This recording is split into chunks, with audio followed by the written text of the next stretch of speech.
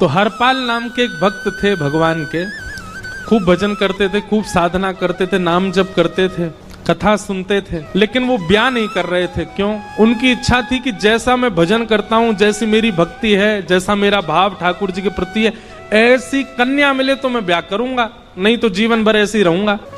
तभी उनके किसी रिश्तेदार ने आकर के बताया, बोले तेरे लायक कन्या मिल गई मुझको। तो हरपाल जी बोले क्या क्या गुण है उस कन्या का? बोले उस कन्या ने शर्त रखी है, मैं उसी से ब्याह करूंगी जो रोज 1000 संतों को प्रसाद पवाता हो। हरपाल जी बोले अब तो मुहूर्त भी नहीं निकलवाना, कल ही ब्याह करवा दो मेरा।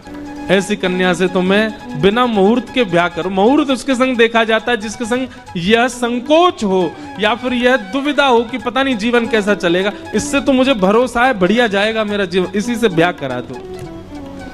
कन्या ने शर्त रखी, हरपाल जी हम आपसे ब्याह तो कर रहे हैं पर हमारी शर्त मंजूर है ना, रोज 1000 संतों को प्रसाद पवाना पड़ेगा। बोला मैं निश्चित करूंगा, आप ब्याह कर लो। और ब्याह हो गया। हरपाल जी रोज 1000 महात्माओं को प्रसाद पवाते। अब देखो, अगर कोई संकल्प ले ले कि मैं 1000 महात्माओं को प्रसाद पवाऊंगा, अगर 100 महात्मा ज्यादा बढ़ जाएं, 200 महात्मा ज्यादा, उनको मना करेगा क्या? वो तो फिर अपराध बनेगा उससे। प्रसाद पवाने का संकल्प लिया तो जितने आए सबको बैठाने की जिम्मेवारी उसकी। ऐसी कथा में भी होता है, कथा में जितने लोग आए सबका स्वागत होना चाहिए, सबके लिए स्थान पर्याप्त होना चाहिए। कई जगह प्राइवेट कथा करा, हम तो मना कर देते, मत कराओ भैया, आपको अपराध लगेगा। क्यों? वैष्णव को पता चला कि कथा हो रही, वो सुनने आ गया, जगह नहीं मिली या फिर वो बैठ नहीं पाया, तो खाली रहे भले ही स्थान पर, फिर भी स्थान बड़ा रखो ताकि कोई भी आए तो कोई रहे ना कथा से, नहीं तो कथा कराने वाले को अपराध लगता है।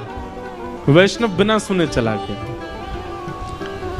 तो हरपाल जी ने नियम ले लिया, रोज 1000 महात्माओं को भोजन कराते। अब 1000 की जगह कभी कभी 1200 भी हो जाते, 1300 भी हो जाते, 1500 भी हो जाते, लेकिन हरपाल जी करते कुछ नहीं थे। कमाई का कोई जरिया नहीं था, केवल दादा परदादाओं की पुश्त से जो उनके पुश्तैनी धन था उसी को ही खर्च करते जा रहे थे। 1 साल तक बढ़िया चला, 1.5 साल बढ़िया चला, लेकिन 1.5 साल बाद धीरे धीरे धन खत्म होने लगा।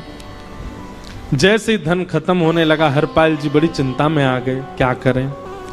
पत्नी को नहीं बताते थे, क्यों? बोले इससे तो शर्त लगी, इसको क्यों बताऊं अपना दुख, इससे तो शर्त, मेरी यही शर्त थी कि रोज 1000 संतों को भोजन कराना। तो हरपाल जी ने बाहर जाते और दुकानदारों के यहाँ से जाकर के कर्जा लेने लगे। और वो पुराने संपन्न थे तो किसी ने कर्जा देने से मना भी नहीं किया, सब देने लगे, बोले ले जा। इतना कर्जा कर लिया, 6-7 महीने तक कर्जे में भी उनके संत सेवा बंद नहीं हुई।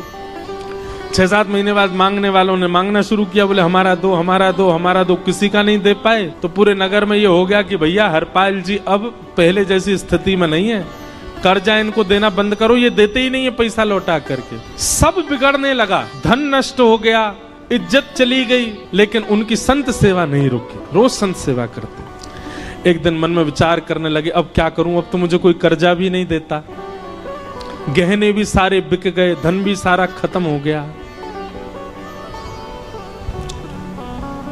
तो हरपाल जी ने मन बनाया कि मैं चोरी करूंगा, और चोरी करके ठाकुर जी, आप लोग मत करना ऐसा, चोरी करूंगा। हरपाल जी चोरी करने जाने लगे, लेकिन हरपाल जी का नियम था कि वो किसी के धन की चोरी नहीं करते थे। संपन्न लोगों के घर में जाते थे और उनकी रसोई घर की सामग्री चुरा लाते थे, चीनी, दाल, आटा, चावल, मूंग, नमक, मिर्च, ताकि भंडारा हो जाए सुबह। इस प्रकार महाराज चोरी होने लगी, एक घर की हुई, 2 घर, अब तो हल्ला होने लगा, बोले कि घरों की सामान, राशन चोरी हो जाता है। वो बड़ा विचित्र चोर है, धन नहीं चुराता है, राशन चुरा के भागता है। ऐसी चोरी होने लगी महाराज। अब तो लोगों ने अपने अपने घरों में पहरेदारी शुरू कर दी कि चोरी ना हो, तो हरपाल जी को और दिक्कत होने लगी, क्या करें, कैसे करें। धीरे धीरे हरपाल जी इस स्थिति में आ गए कि अब संपन्न लोगों के यहाँ उन लोगों को ढूंढते जो ना कभी संत सेवा करते ना वैष्णव सेवा करते, और उन लोगों के यहाँ जाकर के थोड़ा बहुत धन चुरा लेते, स्वर्ण चुरा लेते। करना कुछ नहीं, अपना घर नहीं बनाते थे, बसाते थे, संत सेवा करते थे। ठाकुर जी रीझ गए हरपाल से। ठाकुर जी बोले देखो ये सब चोरी कर करके और मेरे संतों को पवा रहा है। ठाकुर जी बोले इस पर अनुग्रह करने जाना है। भगवान सिंहासन से उठ करके तैयार होने के लिए गए और बढ़िया महाराज नकली सी मूछ लगा करके, ऊपर सिर पर पाग पहन करके और थोड़ा पेट सा बाहर निकाल के, गले में खूब सारी जंजीर डाल के, हाथों की हर उंगली में अंगूठी पहन करके, सोने की जूतियां डाल करके, कौंधनी सोने की पहन करके, और एक बैंत समझते, वृद्ध लोग लेकर के चलते, बैंत सोने का मड़ा हुआ बैंत लेकर के ठाकुर जी तैयार हो गए, एक सेठ जी बन गए। लक्ष्मी मैया ने पूछा, भगवान बड़ा सुंदर स्वरूप धारण किया, कहाँ जा रहे हो? बोले अपने एक भक्त से मिलने जा रहे हैं। रुक्मणी जी बोली मैं भी चलूंगी। भगवान बोले तुम मत चलो, तुम उसको पहचान नहीं पाओगी, तुमसे अपराध बनी जाएगा। बोले नहीं भक्त दर्शन करने मैं तो जाऊंगी। भगवान बोले जल्दी तैयार हो जा। रुक्मणी जी एक सेठानी बन गई, ठाकुर जी सेठ जी बन गए, और दोनों ने मन में विचार किया कि हरपाल जी को दर्शन देना है। और यहाँ हरपाल जी की स्थिति क्या थी? अब संत सेवा के लिए कहीं से भी धन नहीं मिल रहा था, तो हरपाल जी एक मार्ग पर जाकर के बैठ गए और सोचने लगे कोई धनवान यहाँ से निकलेगा तो उसको लूट लूंगा और लूट के भाग जाऊंगा, सारा धन संत सेवा में लगा दूंगा। तभी उस मार्ग पर कोई और तो आया नहीं, ठाकुर जी सेठ बन करके आ गए। और महाराज खूब सारे गहने पहन करके, पाग बढ़िया सोने की जड़ाऊ पाग पहन करके, ऐसे वस्त्र पहन करके, और छम छम करते चलते आ रहे हैं, उन गहने ही बज रहे हैं ठाकुर जी के। हरपाल जी ने जैसे नेत्र खोल करके देखा, ठाकुर जी के रूप यौवन और सबरी उनके श्रृंगार को देख करके हरपाल जी बोले ये तो 1 साल के भंडारे की व्यवस्था आ रही है सामने से। इतने में ही सेठानी जी रुक्मणी जी भी आई, उनको ओहो ये तो कम से कम 5-10 साल की व्यवस्था आ रही है। अगर ये दोनों लूट लिए जाएं तो 10 साल चोरी नहीं करनी पड़ेगी। देखो कितना धन संपन्न। हरपाल जी के बगल में जैसे ही ठाकुर जी पहुंचे, हरपाल जी बोले भैया जय श्री कृष्ण प्रणाम। ठाकुर जी तो नाराज हो गए, क्या भगवान का नाम बोलता है सुबह सुबह? तुम सब लोग बड़े पाखंडी हो, ढोंगी हो, और हमने सुना इस गांव में एक रहता है वो चोरी डकैती करता है और फिर कहते हैं संत सेवा करता है। ऐसी काय बात की चोरी भैया? करता तो चोरी है, भली उससे भली संत सेवा करता हो, नाम उसका हरपाल है, हम सब जानते हैं। भगवान का नाम मत लो हमारे सामने। हरपाल जी समझ गए वो तो बिल्कुल भगवत विमुख है, इसकी तो एक अंगूठी भी नहीं छोड़नी मुझको, इसका तो सब लेके जाऊंगा। अगर ये बदले में जय श्री कृष्णा बोलता तो 1 गहना छोड़ देता इसका में, पर ये तो इतना बिगड़ रहा है भगवान का नाम सुन के, इसका कुछ नहीं छोड़ूंगा, सब ले जाऊंगा। हरपाल जी बोले हाँ भैया एक रहता तो है डकैत इस गांव में, और उसका कोई पता नहीं है, वो कभी भी आ जाता है। लेकिन एक मार्ग जंगल में होकर के है, उसमें गांव में नहीं जाना पड़ता, जंगल से गुप्त चुप निकल करके पूरे गांव पार हो जाएंगे, आप शहर पहुंच जाओगे, उसका रास्ता मुझे ही पता है। सेठ जी बोले तो तुम हमको पार करवा दो। हरपाल जी बोले मैं पार तो करवा दूंगा, लेकिन भगवान मेरे घर कुछ मेहमान आए हैं, उनके भोजन आदि की व्यवस्था के लिए मैं तो बाजार आया था, मेरे पर धन नहीं है, आप यदि मुझको कुछ दे देंगे तो मैं घर पर व्यवस्था करके आऊंगा, तुरंत आपको लेकर के गांव पार करवा दूंगा। ठाकुर जी ने उसको कुछ सोने की मोहर दे दी, बोले लो तुम अपने घर की व्यवस्था कर आओ। हरपाल जी ने सामग्री खरीदी, घर पर पहले व्यवस्था करके आए, बोले आज की व्यवस्था हो जाए, क्योंकि आज तो 10 साल का सब चोरी करना समय लगेगा।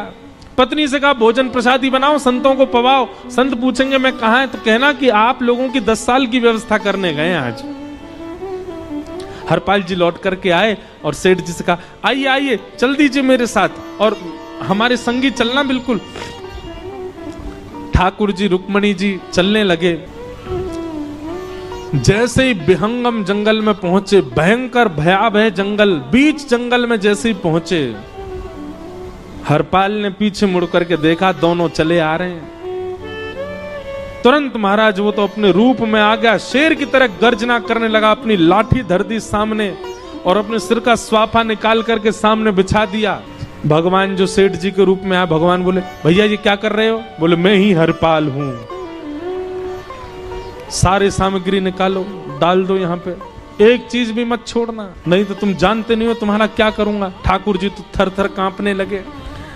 रुक्मणी जी बोली देखो कैसा नाटक कर रहे हैं, रावण के आगे नहीं डरे थे, कुंभकर्ण के आगे नहीं डरे, हिरण्यकश्यप के आगे नहीं डरे और वो हरपाल के आगे ऐसे कांप रहे हैं। भगवान तो मन की सब समझ जाते हैं, कौन ही मारने, वो तुम भी कांपो क्यों? बोले भक्त है भैया, ये हमारो भक्त है। अनुब्रजाम में हम नित्यम पूये ये तन्य रेणु भी, इसने हमारे लिए सब गवा दिया, हमारे वैष्णव संतों के लिए सब लुटा दिया, इसके आगे भयभीत होने में कोई लज्जा नहीं। लक्ष्मी नारायण दोनों कांप रहे हैं और हरपाल कह रहा सब निकालो, ए सेठानी जी कान के कुंडल उतारो। कान कुंडल उतार दिए, नाक की नथनी उतार दी, सब उतार के धर दिए, हाथों के सब कड़ूला आदि भी धर दिए। भगवान ने भी अपने सब उतार। बोले बैत कहाँ लेके जा रहे, उसको भी धर दो। बोले अरे भैया बुढ़ापे की लाठी, हम गिर जाएंगे। बोले कुछ नहीं गिरोगे, धर दो इसको। जीवन में कभी राम ना, जय श्री कृष्ण बोलने पे चिल्ला रहे थे मुझ पे, रखो इसको यहाँ। सारा धर दिया। बोले बहुत बढ़िया हो गया, अब 10 साल की व्यवस्था हो गई।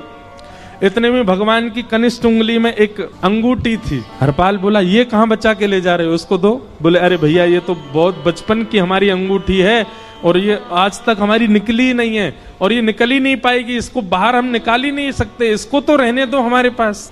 बोले तुम क्या जानो, इस अंगूठी से कम 1 हफ्ता संत भोजन होगा और तुम पे तो दया करनी नहीं है। चिल्लाए थे मुझ पे जय श्री कृष्ण बोलने पर, निकालो इसको। भगवान खूब प्रयास करें, वो नहीं निकले तो हरपाल जी ने उंगली पकड़ी। बोले इसको काट देता हूं मैं, तुम्हारे पास उंगली रहने का कोई काम नहीं है, तुम उंगली से करते ही क्या हो। और महाराज जैसे ही उंगली पकड़ करके काटने का मन किया, वो काटने ही वाले थे, इतने में ही द्वारिकाधीश भगवान शंख चक्र गदा पद्म धारण करके प्रकट हो गए सामने।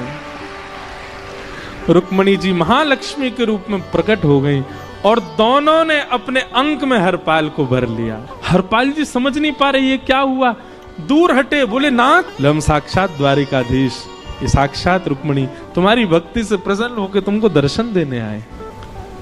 हरपाल जी घुटने के बल बैठ गए, रोने लगे, सर रख दिया चरणों में, पटकने लगे। बोले नाथ मैंने अपने नाथ को लूटा, आज मैंने अपने स्वामी के साथ डकैती कर रहा था, मैं अपने स्वामी की उंगली काटने पर मजबूर हो गया था, इसका मतलब तो मैं पापी हूँ। मेरा पाप इतना प्रचंड हो गया कि मैं आपके रूप को नहीं पहचान पाया।